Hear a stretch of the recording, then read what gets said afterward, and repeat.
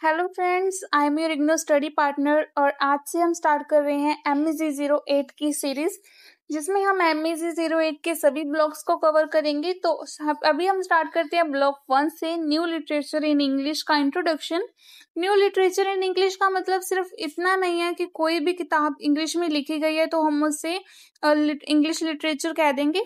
इसका मतलब है कि ऐसा लिटरेचर जो इंग्लिश में लिखा तो गया है लेकिन जिसके राइटर्स जो हैं वो ब्रिटेन या अमेरिका से नहीं है, क्योंकि उस टाइम पर ब्रिटेन और अमेरिका में इंग्लिश लैंग्वेज ज़्यादा बोली जाती थी। इसलिए इससे हमें ये कंफ्यूजन नहीं होनी चाहिए कि ब्रिटेन या अमेरिका से लिखे गए राइटर्स जो हों, लिखे गए लिटरेचर जो होंगे वो इंग्लिश लिटरेचर होंगे। तो ये राइटर उन मुल्कों से होते हैं जो कभी ब्रिटिश रूल के अंडर थे, जैसे इंडिया, नाइजीरिया, कनाडा, ऑस्ट्रेलिया, इस्लैंड और साउथ अफ्रीका।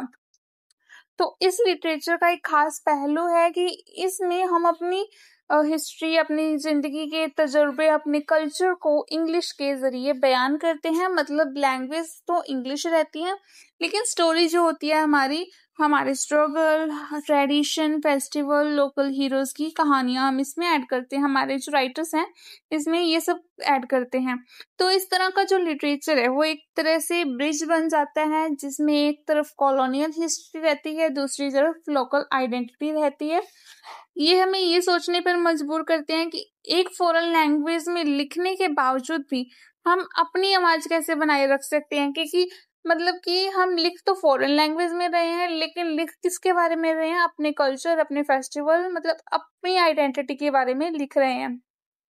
एग्जाम्पल के लिए इंडिया से सलमान रुश्दी, अरुंधति रॉय, नाइजीरिया से चिनुआ अचेबे, चिमामांदा नगोजी अदिचे, ऑस्ट्रेलिया से पैट्रिक वाइट, इन सब ने मुल्क के अनुभव को इंग्लिश में लिखा मगर अपनी रूट्स और अपने कल्चरल एसेंस को नहीं छोड़ा। मतलब लिखा तो उन्होंने इंग्लिश में, जो कि ब्रिटेन की लैंग्वेज थी उस टाइम पर, लेकिन उन्होंने लिखा किस टॉपिक पर?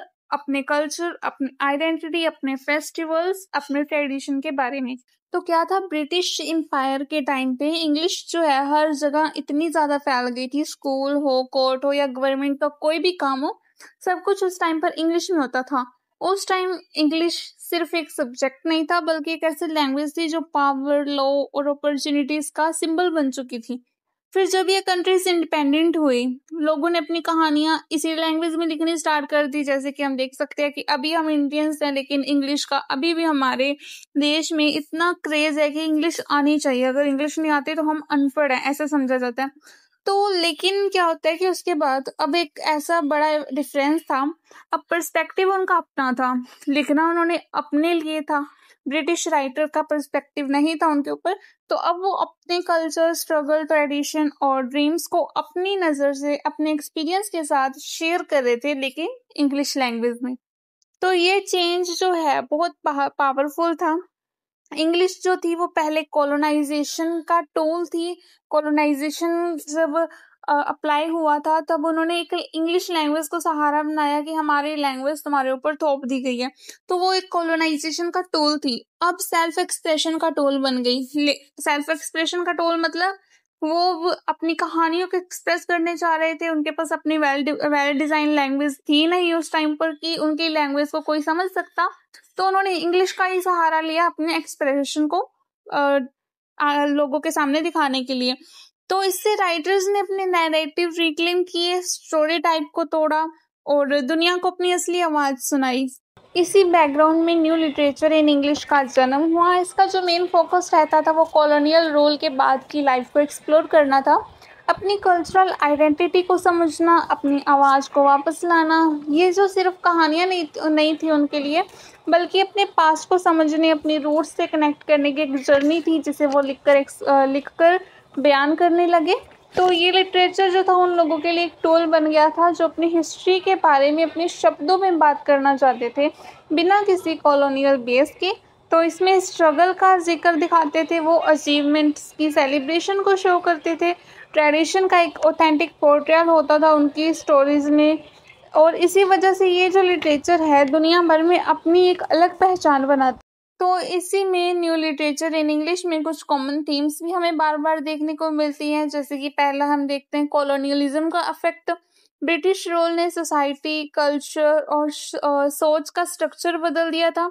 एजुकेशन सिस्टम, लॉ, लाइफस्टाइल सब पे कॉलोनियल इन्फ्लुएंस आ गया था, क्योंकि जब ब्रिटिश ने अपनी कॉलोनीज बनाई थी तो उन्होंने सब कुछ वहां पर बदल कर रख दिया था। जैसे लोग पहले अपनी आइडेंटिटी के साथ वहां लाइफ स्पेंड कर रहे थे, वो नहीं कर पाए उसके बाद, क्योंकि अब उनके रूल्स लग गए थे। वहां पर पहले कोई शासन नहीं था और उसके बाद ब्रिटिश ने जब उनके ऊपर अपना शासन बनाना स्टार्ट किया, जैसे हम हिंदी में बोलते हैं कि किसी का राज है, तो ऐसे उसके बाद उनकी लाइफ चेंज हो गई थी, उनका एजुकेशन सिस्टम, उनका लाइफस्टाइल चेंज हुआ था। दूसरा, आइडेंटिटी क्राइसिस। लोग कंफ्यूज हो गए थे कि उनकी असली पहचान क्या है, क्या वो कॉलोनियल माइंडसेट वाले हैं या अपने नेटिव कल्चर वाले। ये कंफ्यूजन जो थी ना, उनकी कहानियों में क्लियरली हमें दिखाई देती है जब उन्होंने लिखना स्टार्ट किया। तीसरा जो है वो कल्चरल हाइब्रिडिटी है। मतलब जब एक इंसान के अंदर दो कल्चर मिल जाते हैं, एक कॉलोनियल और एक नेटिव, ये मिक्स कभी स्ट्रेंथ देता है तो कभी कॉन्फ्लिक्ट। मतलब जब वो देखते हैं कि वो कॉलोनियलिज्म के अंडर है, तो उन्हें कंफ्यूजन तो होगी कि हमारी खुद की आइडेंटिटी है जो छुपाई जा रही है, उनकी खुद की नेटिव आइडेंटिटी। तो फोर्थ है लैंग्वेज पॉलिटिक्स। इंग्लिश को अपना एक तरफ प्रोग्रेस का सिंबल था, लेकिन अपनी लोकल लैंग्वेज को बचाना कल्चरल सर्वाइवल का सवाल था। चाहे वो इंग्लिश लैंग्वेज यूज कर रहे थे उस टाइम पर, क्योंकि कॉलोनियलिज्म के अंडर थे, इंग्लिश लैंग्वेज उन पर थोप दी गई थी, वो इंग्लिश लैंग्वेज को यूज कर रहे थे, लेकिन उनकी खुद की लैंग्वेज, उनका खुद का कल्चर जो था वो दब चुका था। तो और उसके बाद है रेजिस्टेंस, अपनी हिस्ट्री, स्ट्रगल, कल्चर को वापस अपने वर्ल्ड में लिखना, तो ताकि नैरेटिव अपने कंट्रोल में आए, किसी और के कंट्रोल में ना रहे। न्यू लिटरेचर इन इंग्लिश का एक इंटरेस्टिंग फीचर ये है कि ये लिटरेचर इंग्लिश में होता है। एज वी नो, कॉलोनियलिज्म के अंडर आकर उन्हें इंग्लिश लैंग्वेज अपनानी पड़ी थी, ये लैंग्वेज उनकी अपनी नेटिव लैंग्वेज नहीं थी। तो लेकिन अक्सर वो अपनी कहानियों में लोकल लैंग्वेज, अपने लोकल वर्ड्स, कहावतें, मिथ यूज करते थे, तो इससे उनकी कहानियों में एक असली कल्चर फ्लेवर बन जाता है, एड ऑन होता है। जैसे अरुंधति रॉय के हम नॉवेल्स को देखें तो उसमें हमें मलयालम के कुछ वर्ड्स मिलेंगे जो केरला के लोकल कल्चर को डायरेक्टली टेक्स्ट में ले आते हैं।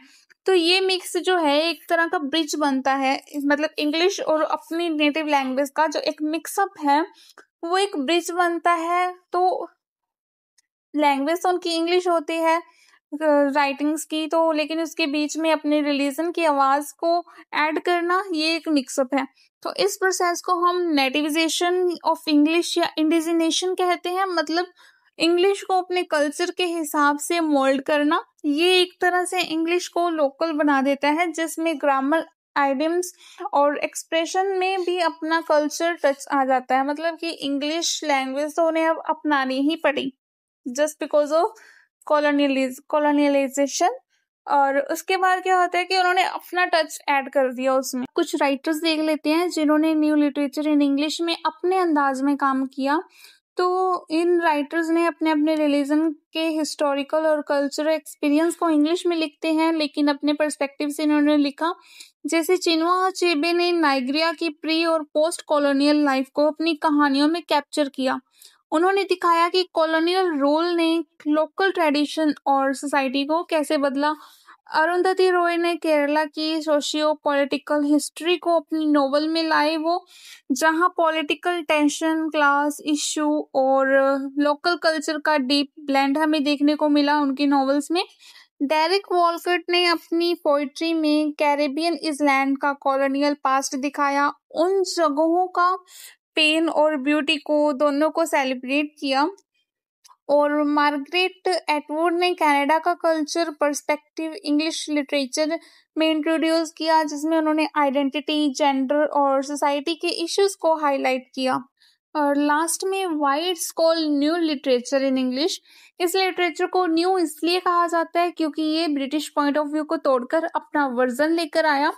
पहले इंग्लिश लिटरेचर में जो कहानियां होती थी वो ज्यादातर कॉलोनियल पर्सपेक्टिव से लिखी जाती थी, जहां नेटिव कल्चर को आउटसाइडर की नजर से दिखाया जाता था। मतलब कल्चर किसी और का, लिखता कोई और है।